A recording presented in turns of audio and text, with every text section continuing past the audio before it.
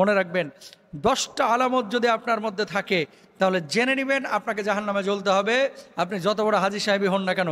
আল্লাহ বলতেছে কোরআনুল কারিমে একটা না একাধিক আয়াতের মধ্যে যে আমি ওরে পছন্দ করি না। আল্লাহ যারে পছন্দ না করবে সে কি জান্নাতে না জাহান্নামে? আরো জোরে বলেন। নামাজ যিনি পড়বেন যাবতীয় পাপ থেকে তিনি বেঁচে থাকবেন। কারা এই মানুষগুলো যাদেরকে আল্লাহ সুবহানাহু ওয়া তাআলা পছন্দ করেন না, ভালোবাসেন না? 1 নম্বর সূরা বাকারার 190 নম্বর আয়াতের মধ্যে আল্লাহ রাব্বুল আলামিন বলছেন, ইন্নাল্লাহা লা ইউহিব্বুল মুতাদিন।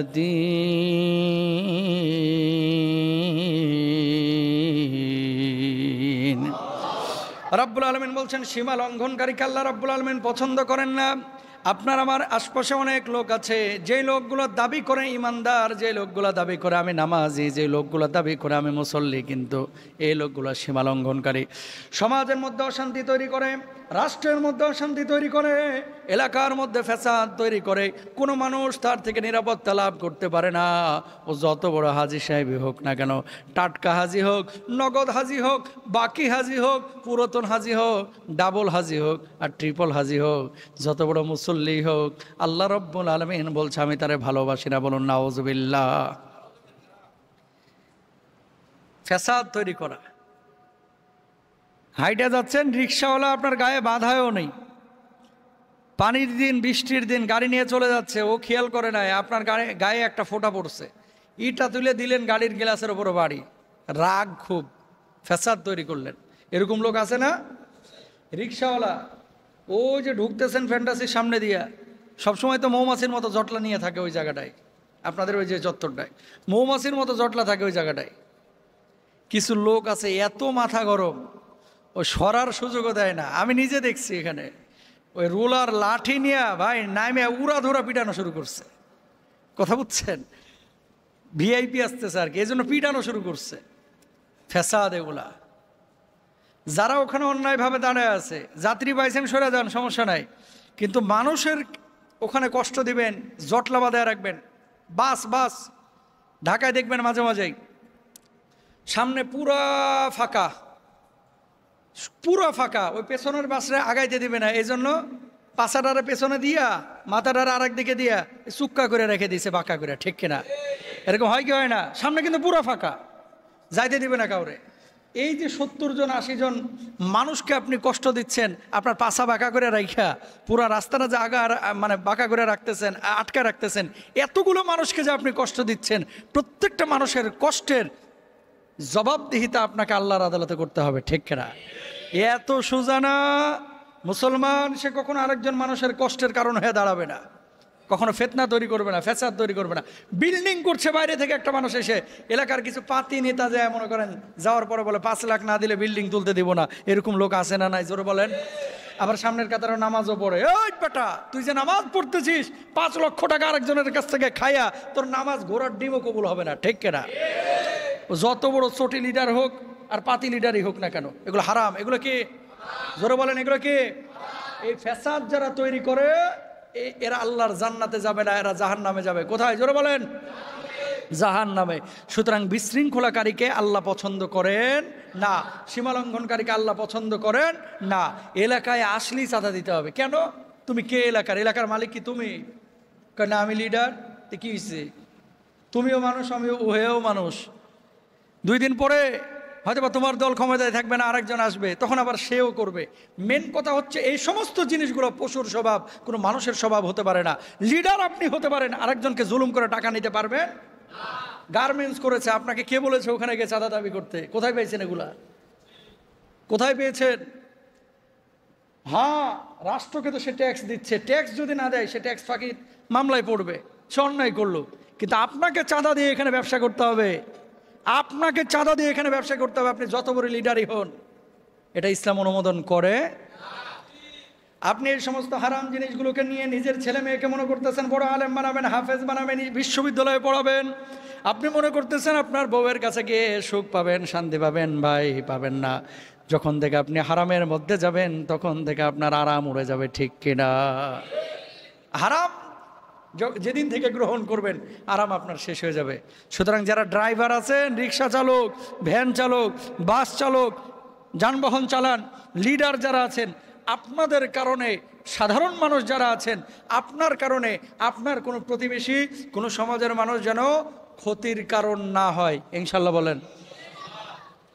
নিজে কখনো আরেকজনের ক্ষতির কারণ হবেন না। শুনেন, মানুষের উপকার করতে না পারলেও কখনো মানুষের ক্ষতি করবেন না। বুঝেন নাই কথা? নিজে কোনো উপকার করতে পারতেছেন না, এটা আপনার দুর্বলতা, পারতেছেন না, কিন্তু আরেকজনের ক্ষতি করেন না, অন্তত উপকার করতে না পারলেও।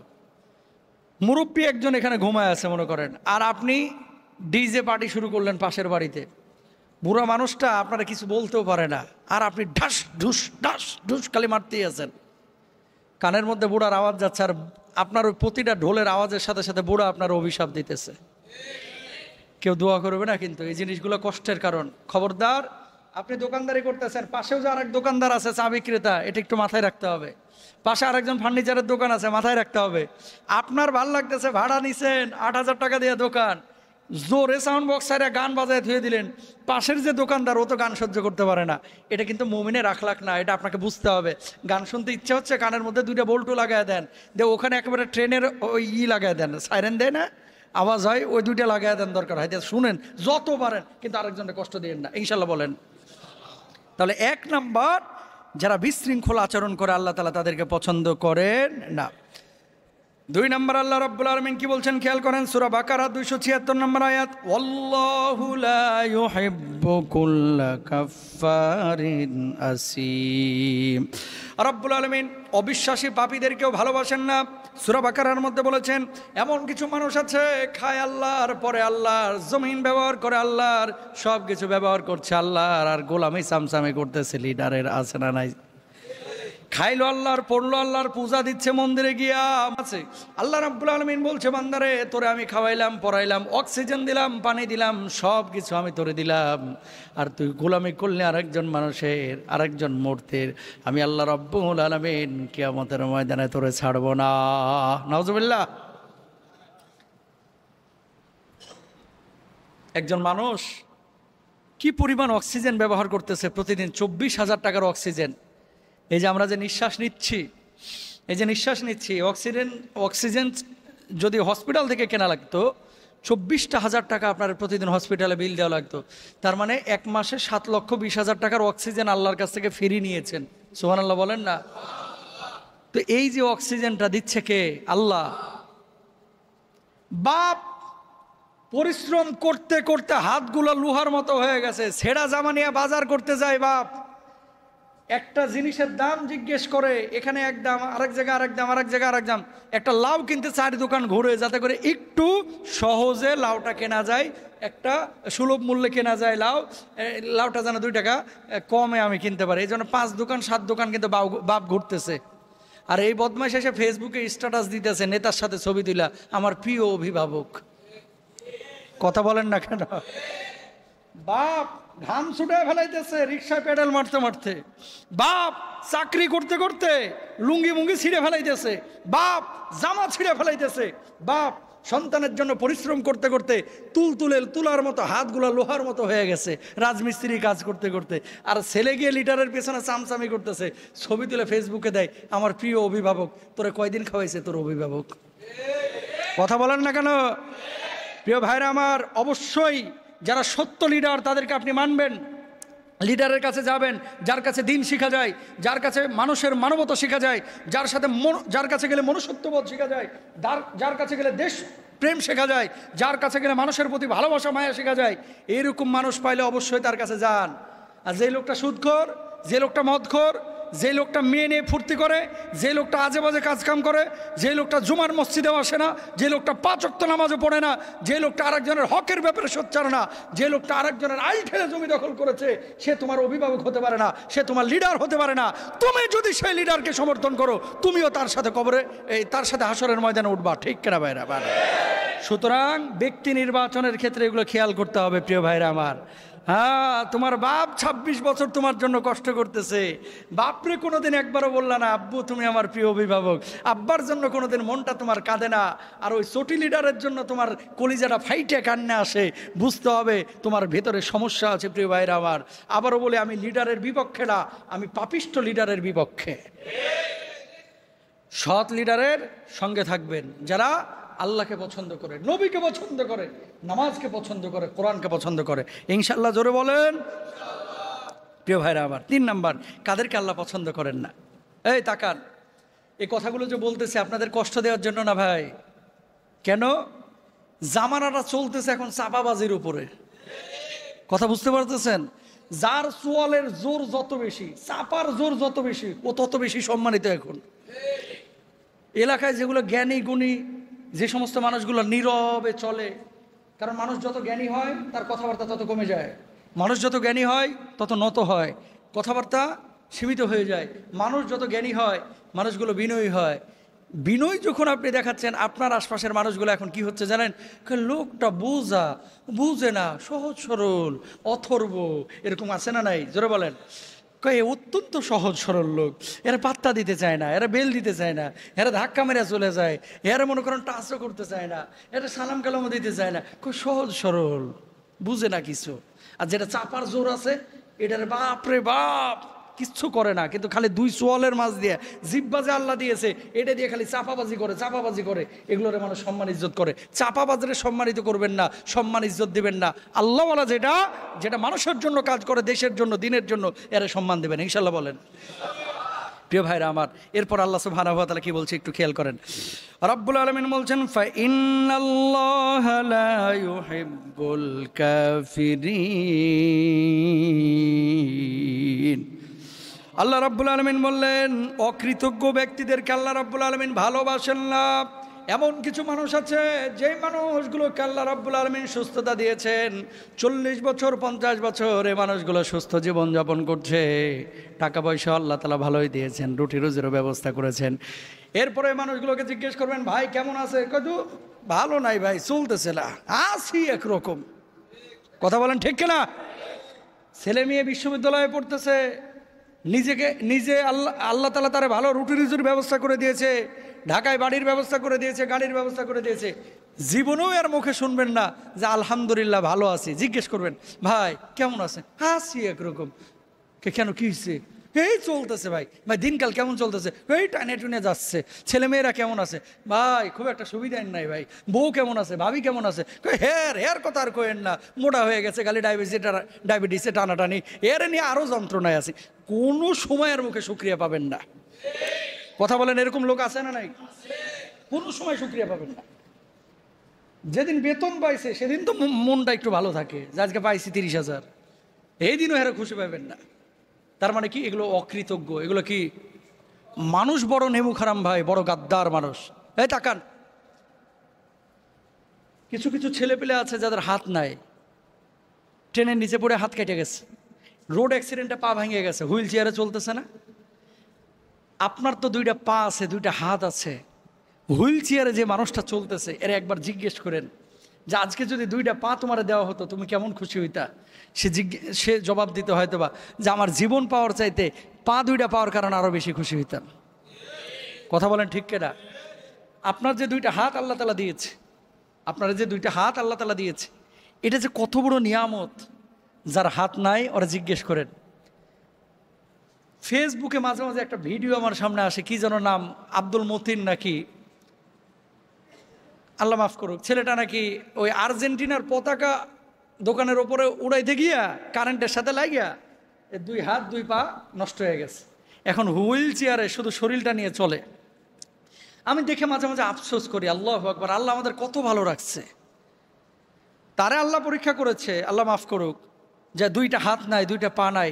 একটাবার চিন্তা করেন তো, এই যে রাস্তাঘাটে অনেক ফকিরও এরকম থাকে, কিন্তু যে হাতও নাই, পাও নাই, চোখও অন্ধ, একটা জিন্দা লাশের মতো পড়ে থাকে, ওই মানুষটার দিকে তাকায় দেখেন যে তার চাইতে আপনি কত ভালো আছেন। শোনেন, পৃথিবীতে কেউ অসুখী না ভাই, সবাই সুখী। সুখটা মনের সাথে জড়িত। আল গিনা গিনান নাফস, আন্তরিকভাবে যে মানুষটা ধনী, সে মানুষটা আসলেই ধনী। আপনি যদি সবসময় এই জিনিসটা চিন্তা করেন, টাকা আল্লাহ আমারে যাই দেখ না কেন, আমি তো সুস্থ। আপনি যাওয়ার পরে পেট ভরে ভাত খাইতে পারতেছেন। আরে আপনার জায়গায় অনেকে আছে 2 কাপের বেশি ভাত খাইতে পারে না ভাই, নিষিদ্ধ। গরুর গোস্ত 1 টুকরা মুখে নেওয়া নিষিদ্ধ। মিষ্টি একটা খাইতে পারবে না, নিষিদ্ধ। পায়েস 1 বাটি খাওয়া যাবে না, নিষিদ্ধ। আমের মৌসুম চলতেছে, এত সুন্দর সুন্দর আম, একটা আম খাওয়া যাবে না, নিষিদ্ধ। ডাক্তার নিষেধ করছে, খেয়াল করেন। কই আল্লাহ তাআলা তো আপনার ওই পরিস্থিতিতে রাখে নাই, আল্লাহ তো আপনার অনেক ভালো রাখছে। এই জায়গাটা কেন আমরা বুঝি না, কেন আমরা বুঝি না যে আল্লাহ তার থেকে আমাকে ভালো রেখেছে? যদি এই জায়গাটা আপনি চিন্তা করেন, আল্লাহর নামে হলফ করে বলতে পারি পৃথিবীর কোনো মানুষ এইভাবে বলতে পারে না আসি একরকম, কখনো বলতে পারে না, ঠিক কিনা? মুমিন সুখে শুকরিয়া আদায় করবে, দুঃখে সবর ইখতিয়ার করবে, অবলম্বন করবে, ধৈর্য ধারণ করবে। সুবহানাল্লাহ বলেন। 4 নম্বর আল্লাহ রাব্বুল আলামিন বলছেন ওয়াল্লাহু লা ইউহিব্বুল যালিমিন। আমার আল্লাহ রাব্বুল আলামিন বললেন, যারা সমাজের মধ্যে জুলুম করে, মানুষের উপরে জালেমের মতো আচরণ করে, মানুষের উপর অন্যায় অত্যাচার করে, এদেরকে আল্লাহ ভালোবাসেন না। এই জায়গাটা এখন অনেক মানুষ আমরা ধরা খেয়ে যায়। মানুষের সুযোগ পাইলে ক্ষতি করি, আরেকজনের উপরে জুলুম করি, টাকা ধার নিয়ে টাকা শোধ করতে চায় না। আরেকজনের উপরে সম্পদ ছিল, আরেকজনের মালিকানায় সম্পদ ছিল, সম্পদটা নেওয়ার পরে আমার পাওয়ার আছে এই জন্য সম্পদটা অনেক সময় দিতে চায় না। আরেকজন মানুষের নামে মিথ্যা মামলা দিয়ে অনেক সময় হয়রানিও করে। এই ধরনের জুলুম করাকে আল্লাহ রাব্বুল আলামিন কখনোই পছন্দ করেন না। এই মানুষগুলোকে আল্লাহ রাব্বুল আলামিন জাহান্নামে নিক্ষেপ করবেন। বলুন নাউযুবিল্লাহ। মাজলুম হন কিন্তু কখনো জালেম হয়েন না। মজলুম মানে বুঝছেন, আপনার উপর কেউ জুলুম করুক, নিপীড়িত হন, আপনি কষ্ট করেন, কিন্তু কখনো জালেম হয়েন না। কারণ জালেম যারা, আল্লাহ এদেরকে পছন্দ করেন না ভাই। এই মানুষগুলো কিয়ামতের ময়দানে জাহান্নামে যাবে, আফসোস করবে, হায় কেন আমি বুঝিনি, কেন মানুষের উপরে জুলুম করেছি। কখনো মানুষের উপরে জুলুম করবেন না, কোনো কারণ নাই, কোনো কারণ নাই। গ্রাম অঞ্চলে পুলিশের কাছে যে চুপ করে বলে এ হুজুরের জঙ্গিদের সাথে যোগাযোগ আছে, ওই বৈঠক করেছে 5-7জন মিলে কোরআন হাদিসের আলোচনা করতেছে, কই গোপন বৈঠক হয়েছে, মিটিং হয়েছে, বিএনপি করে অথবা জামাত করে, এলাকার আপনার এলাকায় অনেকে আছে বিপরীত মতাদর্শের আর কি।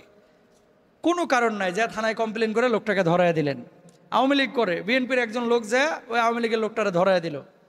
একটা বার চিন্তা করে না যে আমি এই লোকটারে ধরায় দিচ্ছি, তার ঘরে 2টা ছোট বাচ্চা থাকতে পারে, এই বাচ্চাগুলো রাত্রিবেলা আব্বু আব্বু বলে খুঁজতে পারে। কথা বলেন না কেন?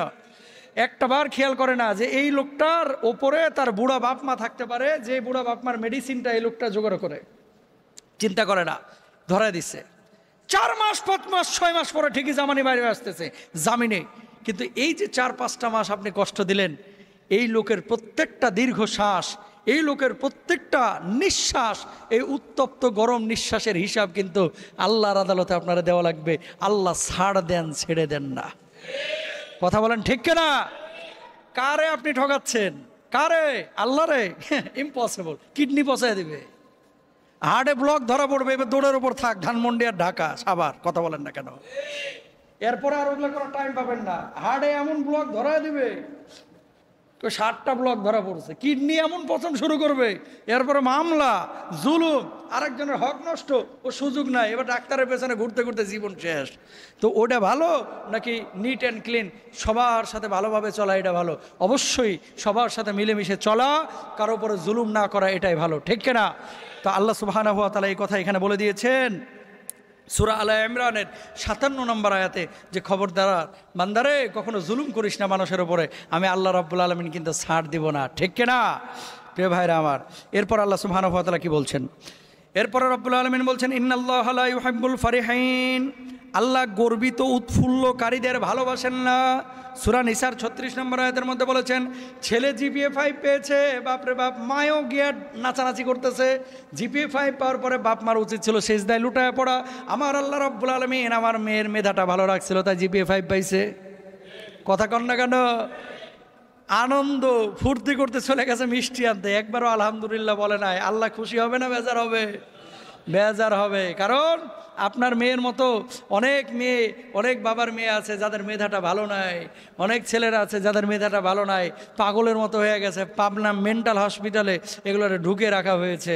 তার মানে কি, মানুষের কোনো ক্রেডিট নাই ভাই, বুঝেন? আমি যে বক্তা হয়েছি, হুজুর হয়েছি, ভাঙা ভাঙা কণ্ঠে আপনাদের সামনে কথা বলতেছি, এখানে আমার কোনো ক্রেডিট নাই, আল্লাহ তৌফিক দিতেছে, তাই 2টা কথা আপনাদেরকে বলতেছি। কথা বলেন ঠিক কিনা? হুজুর যে ইমামতি করতেছে এখানে হুজুরের কোনো ক্রেডিট নাই। হুজুরের আল্লাহ তৌফিক দিয়েছে, একটু শুদ্ধভাবে তেলাওয়াত করে নামাজ পড়াইতেছে, আপনার কোনো ক্রেডিট আল্লাহ মানে হুজুরের কোনো ক্রেডিট নাই।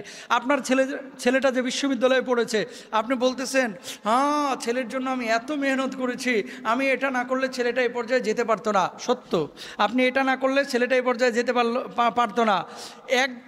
একদিক থেকে আপনি সুযোগ দিয়েছেন, মাধ্যম হিসেবে কাজ করেছেন, কিন্তু চূড়ান্ত ফয়সালা কিন্তু আল্লাহর হাতে ছিল। আল্লাহ তাআলা তার নসিবে এভাবেই লিখে রেখেছিল যে এই ছেলেটা বিশ্ববিদ্যালয়ে পড়বে, এই ছেলেটা সচিব হবে, এই ছেলেটা আমলা হবে, এই ছেলেটা বড় একদিন কর্মকর্তা হবে। সব কিছু আল্লাহ রাব্বুল আলামিন আগেই লিখে রেখেছিলেন। এখন আমরা কি করি? ক্রেডিটটা আমরা এভাবেই নেই, এভাবেই নেই যে আমি এটা না করলে এটা অর্জন হতো না। মনে রাখবেন, চেষ্টা আপনি করেছেন, প্রতিদানটা আল্লাহ দিয়েছে, কিন্তু ক্রেডিটের মালিক একমাত্র কে? আরো জোরে বলেন কে? গর্ব করে বলে হুজুর আলহামদুলিল্লাহ পেয়ে গেছি 4 কোটি ব্যাংক থেকে, সুদে নিছে কিন্তু, আর বলতেছে আলহামদুলিল্লাহ। কথা বলেন না কেন? নিচে সুদে, আবার বলতেছে কি আলহামদুলিল্লাহ। ছেলের পিয়নের চাকরির জন্য 18 লক্ষ টাকা ঘুষ নিয়ে ঘুরে অনেকে এই জামানায়। কথা বলেন, 18 লক্ষ টাকা নিয়ে ঘুরতেছে, আর হুজুরের কাছে এসে প্রতিদিন বলতেছে হুজুর একটু দোয়া করেন ছেলের চাকরিটা যেন হয়ে যায়। তো তুই ঘুষের টাকা নিয়ে ঘুরতেছিস কে? ঘুষের টাকা নিয়ে ঘুরবা আর ওইদিকে দোয়া চাইবা, কাজ হবে না, হারাম। হুজুর দোয়া করেন মাশাআল্লাহ মেয়েটা যে ড্যান্স করে এবার যেন চ্যানেলায় ফার্স্ট হয়। কথা বলেন না কেন? নাউজুবিল্লাহ বলেন। ভাবি জানেন আপনার ভাস্তি মাশাআল্লাহ কি যে নৃত্য করে আর এত সুন্দর গান গায়, এলাকার ছেলেপেলেরা খালি তাকায় থাকে। নাউজুবিল্লাহ বলেন না। মানে কোন জায়গার জিনিস কোন জায়গায় ফিটিং করে দিতেছে। জায়েজ? পৃথিবীর কোনো জিনিস আমরা যা অর্জন করি, কোনো অর্জন আমার ব্যক্তি যোগ্যতায় না, আল্লাহর রহমে অর্জন হয়। আর বৈধ জিনিস বৈধভাবে আমরা অর্জন করব, শুকরিয়া আদায় করব আল্লাহর। কখনো অহংকারী হব না, কখনো অহংকারী হব না। জিপিএ 5 পাওয়ার পরে, বিশ্ববিদ্যালয়ে চাকরি করার পরে এরকম এরকম এরকম এরকম করতেছে, সেলিব্রেশন করতেছে। কথা বুঝেন নাই? এরকম এরকম করা যাবে না। সাজদায় লুটায় পড়েন যদি মুসলমান হয়ে থাকেন, যে আল্লাহ আমি এটার উপযুক্ত ছিলাম না, ও মাহবুদ তুমি আমার যোগ্যতা দিয়েছিলা, ও মাহবুদ সমস্ত ক্রেডিট তোমার, তোমার রহমে আমি এটা হয়েছি। যখন এটা করবেন আল্লাহ বলতেছেন লা আযীদান্নাকুম, আমি আরো নিয়ামত তার উপরে বাড়ায় দেব। এরপর আল্লাহ কি বলছে? ওয়ালা ইন কাফারতুম, এই যদি তুই অকৃতজ্ঞ হোস, যদি তুই অকৃতজ্ঞ হোস আমি কি করব? আমি তোর থেকে নিয়ামত ছিনায় নিব। দিছি 2টা, ছিনায় নিছি 4টা, লাভ হইল কোনো লাভ নাই। Be careful. এরপর আল্লাহ রাব্বুল আলামিন কি বলছেন খেয়াল করেন,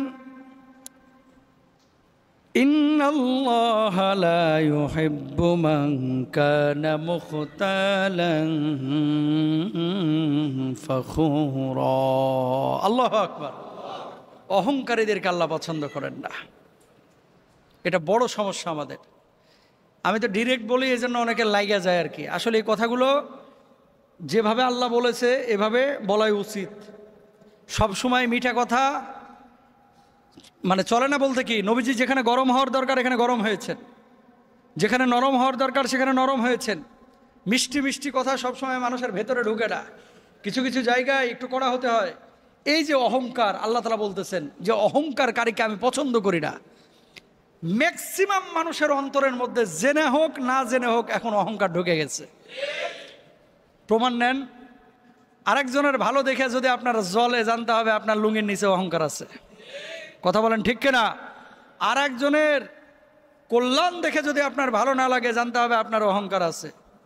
অহংকার যার আছে, খড়খোটা আগুন যদি একটা ওই যে পোয়াল বলে, খড়খোটার ওপরে যদি মনে করেন একটা কাঠি মেরে দিলেন, দাও দাও করে সব কিছু জ্বলে ছারখার করে ফেলবে। এই অহংকার, হিংসা, এগুলো মানুষের আমলগুলোকে এইভাবে জ্বালায় পুড়ায় ধ্বংস করে দেয়। পৃথিবীতে কখনো ভাই যতদিন জীবিত আছেন অন্তরের মধ্যে হিংসা আনবেন না, অহংকার আনবেন না। কেন আনবেন না? শোনেন, আরেকজন কামাইতেছে বৈধভাবে 1 লাখ, আপনি কামাচ্ছেন 30,000। ওর রিজিকে যেটা আছে ও পাবেই, আর আপনার যেটা আছে এটা আপনি পাবেনই। আফসোস করে লাভটা কি? আপনি আফসোস করেই তো টাইনে আনতে পারতেছেন না। পারতেছেন? পাশের বাড়ির লোক বৈধভাবে যদি 4 তলা বিল্ডিং করতে পারে, আপনার সমস্যা কোথায়? কি করে? ওই বেটার নামে চায়ের দোকানে বসে বসে গিবতের পৃষ্ঠা উল্টায়, আর এর নামে গিবত করতে থাকে, গিবত কমিটির সভাপতি, ঠিক কেনা? কেন এগুলো করবেন কেন? ওর নসিবে যেটা আছে সে সেটা পাবেই। আপনি গিবত করলেই কি, অহংকার করলেই কি, হিংসা করলেই কি, এর কোনো ক্ষতি হবে না। ক্ষতি তো আপনি আপনার করলেন। কোড়াল নিয়ে এসে লাকড়ির ওপরে কোপ না দিয়ে নিজের পায়ে কোপ দিলেন, ক্ষতি আপনার হইলো না কোড়ালের হইলো? ক্ষতি হইলো আপনার, কোড়ালের কিন্তু কোনো ক্ষতি নাই। তাহলে আপনি কেন হিংসা করবেন, কেন অহংকার করবেন? খবরদার, কখনো আমরা অহংকার করব না, ইনশাল্লাহ বলেন। শোনেন, একটা মূলনীতি মাথায় রাখবেন, যখন আরেকজনের জন্য দোয়া করবেন, আরেকজনের জন্য যখন কল্যাণ কামনা করবেন, এই কল্যাণটা আপনার দিকে ফিরে আসবে কিন্তু। যে আল্লাহ তারে তুমি সুস্থ করো, আল্লাহ তুমি তার হায়াতে রিজকে বারাকা দান করো, আল্লাহ তুমি তাকে কবুল করো, এভাবে যখন দোয়া করবেন এটা কিন্তু আপনার দিকে ব্যাক আসবে। কখনো অহংকার করবেন না। এরপর আল্লাহ রাব্বুল আলামিন বলছেন, ইন্নাল্লাহা লা ইউহিব্বুল মুসরিফিন। সূরা আনআমের 141 নম্বর আয়াতে আল্লাহ সুবহানাহু ওয়া তাআলা বললেন, আল্লাহ অপব্যয়কারীকে পছন্দ করেন না। অপব্যয়কারীকে, আপনার কাছে 200 টাকা কোনো ম্যাটারই না, কোনো বিষয় না, আর আরেকটা মানুষ 200 টাকার লাগে দেখেন ওখানে সিরিয়াল ধরে গেটের সামনে বসে রয়েছে। কথা বলেন না কেন? এই যে আপনার মসজিদের গেটের সামনে 200 টাকার জন্য, 100 টাকার জন্য 8জন 10জন মহিলা বসে থাকে জুমার নামাজের পরে। 200 টাকার জন্য মসজিদের পরে মসজিদ সারাদিন ঘুরে বেড়াচ্ছে, আর আপনি ছেলের জন্মদিনের কেক কিনতেছেন 3000 টাকা দিয়া। আপনার কাছে 2000 টাকা কোনো বিষয় না, কিন্তু তার কাছে 2000 টাকা অনেক বিষয়।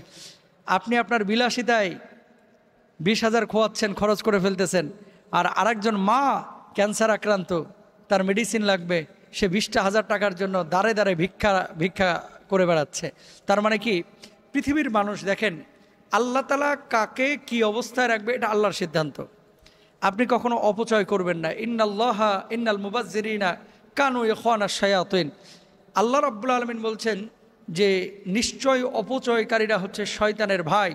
টাকা আজকে আপনার আছে, কালকে আপনার নাও থাকতে পারে, সুতরাং অপচয় অপব্যয় এটা কখনো করবেন না। আল্লাহ নিজে বলছেন যে আমি অপচয়কারীকে পছন্দ করি না, ভালোবাসি না। তো আল্লাহ যদি পছন্দ না করেন তাহলে সে মানুষটা জাহান্নামে যাবে, নাউজুবিল্লাহ বলেন। এরপর আল্লাহ সুবহানাহু ওয়া তাআলা বলছেন, ইন্নাল্লাহা লা ইউহিব্বুল খাইনিন। সূরা আনফালের 58 নম্বর আয়াতে আল্লাহ তাআলা বলছেন, খেয়ানতকারীকে আমি পছন্দ করি না। যারা খেয়ানত করে, ইদা তুমিনা খানা, যারা খেয়ানত করে এরা মুনাফিক, এবং এই মুনাফিকগুলো জাহান্নামের একেবারে নিকৃষ্টতম স্তরে আসবে। কেউ যদি বলে যে এই কথাটা আপনি কাউকে বলেন না, খবরদার কাউকে বলবেন না।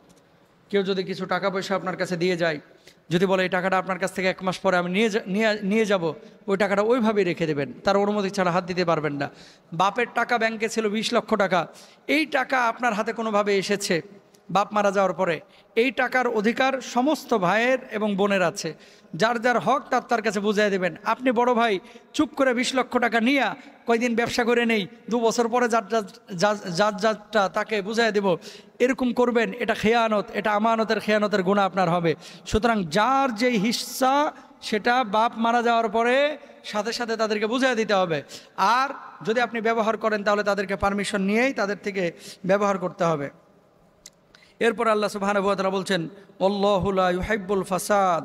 আল্লাহ বিপর্যয়কারীদেরকে ভালোবাসেন না, ফাসাদকারীদেরকে ভালোবাসেন না। বিপর্যয় দ্বারা তৈরি করে, হয়তো কোনো কাজ নাই কাম নাই, একটা আন্দোলন সংগ্রাম তৈরি করে গোটা এলাকার মধ্যে মারামারি তৈরি করে দিল, অথবা এর কথা আরেকজনের কাছে লাগায়া, আর ওর কথা আরেকজনের কাছে লাগায়া, এর বউয়ের ব্যাপারে একটা মিথ্যা কথা এর কাছে বইলা যে আপনার বউয়ের সাথে তো আমি রাত্রেবেলায় মেসেঞ্জারে কথা বলি, আসলে কথা বলে না, কিন্তু মিথ্যা কথা বইলা বাস এখানে একটা পেঁয়াজ বাঁধায় তারপরে মারামারি বাঁধায় দিল। আপনার ছেলেরে তো দেখলাম ফ্যান্টাসিতে একটা মেয়ের নিয়ে ঘুরতে, অনেকে বলে কিন্তু আসলে ঘুরে নাই, দেখছে অন্যজনরে পেঁয়াজ বাঁধায় ধুয়ে দিছে, ক্লাসমেটের সাথে বসে গল্প করতেছে। আপনার ছেলেরে তো দেখলাম একটা হিরোইনচির সাথে গল্প করতেছে। এই যে মিথ্যা কথাগুলো বইলা একটা বিপর্যয় তৈরি করে, এগুলো জায়েজ নাই, এগুলো করবেন না, এগুলো অন্যায়, এগুলো অপরাধ, এগুলো কিন্তু আল্লাহ সুবহানাহু ওয়া তাআলা পছন্দ করেন না। প্রিয় ভাইরা আমার, অহংকার তাকাব্বুরি এটা মারাত্মক খারাপ জিনিস। মানে মানুষের জীবনে এই জিনিসের কারণে অনেক মানুষ কিন্তু পৃথিবীতে ধ্বংস হয়ে গেছে, অনেক মানুষ কিন্তু নষ্ট হয়ে গেছে। রাসূল আকরাম সাল্লাল্লাহু আলাইহি ওয়াসাল্লামের জন্য অহংকার করতে নিষেধ করেছেন।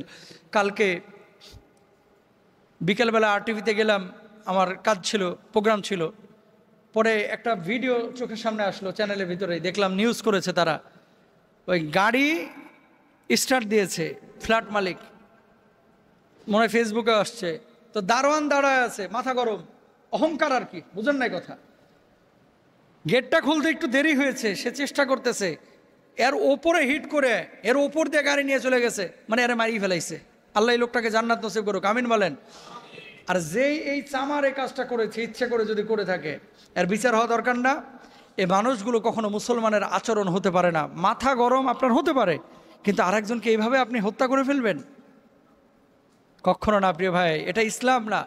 এই রাগ যখন বেশি উঠে যাবে, তাকান, দাঁড়ানো অবস্থায় থাকলে বসে যাবেন, অজু ছাড়া থাকলে অজু করে ফেলবেন। পানি, আগুন যখন জ্বলে, উপরে পানি ঢাললে আগুন কি জ্বলে থাকে না নিভে যায়? নিভে যায়। রাগ এটা শয়তানের বৈশিষ্ট্য, রাগ এটা ওয়াসওয়াসা থেকে আসে। সুতরাং মাটির বৈশিষ্ট্য হচ্ছে সবসময় নিচের দিকে যাওয়া, আগুনের বৈশিষ্ট্য হচ্ছে উপরের দিকে ওঠা। আপনাকে তো আগুন দিয়ে আল্লাহ বানায় না, আল্লাহ তো আপনারা বানাইছে মাটি দিয়ে। সুতরাং আপনার গতি হবে সবসময় নিচের দিকে। যখন আপনার রাগ উঠে যাচ্ছে, পারলে উজু করে ফেলবেন। রাগ উঠে যাচ্ছে, আপনি দাঁড়ানো থাকলে বসে যাবেন, বসা থাকলে আপনি শুয়ে যাবেন। রাগ উঠে যাচ্ছে, আউযু বিল্লাহি মিনাশ শাইতানির রাজিম 3 বার পড়বেন, লা হাওলা ওয়ালা কুওয়াতা ইল্লা বিল্লাহ, এই দোয়াটা পড়বেন, ইনশাআল্লাহ আপনার রাগ কমে যাবে। কেন ভাই এত রাগ কেন আপনার? মানুষ কেন যেন দিন দিন হিংস্র হয়ে যাচ্ছে ভাই।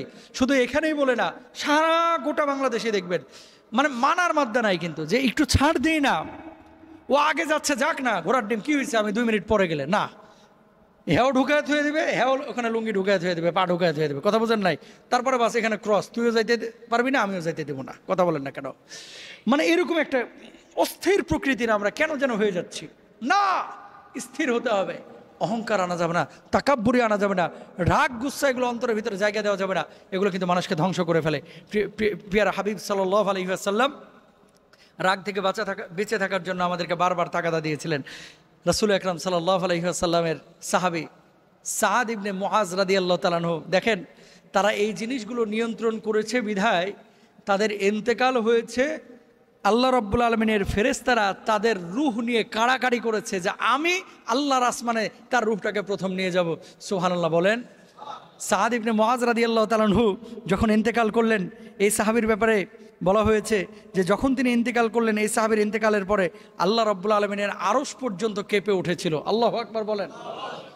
খন্দকের যুদ্ধে তিনি আহত হয়েছিলেন, পরবর্তী সময় তিনি ইন্তেকাল করেছিলেন। রাসূল আকরাম দেখেন কি কি গুণাগুণ তার ভিতরে আছে। এখান থেকে পুরো আলোচনা থেকে এই শিক্ষাটা বলে আলোচনা শেষ করে দেব যে তারা কেমন ছিল, আমরা কেমন হচ্ছি, আর আমরা কি করতেছি। উনি ছিলেন একজন মদিনার সাহাবী। মুহাজিররা যখন হিজরত করে মক্কা থেকে গেল, উনি সবসময় মেহমানদারি করতে পছন্দ করতেন। যার বাড়িতে খাবার নাই, যার বাড়িতে খানা নাই, এদেরকে খাওয়াইতে পছন্দ করতেন।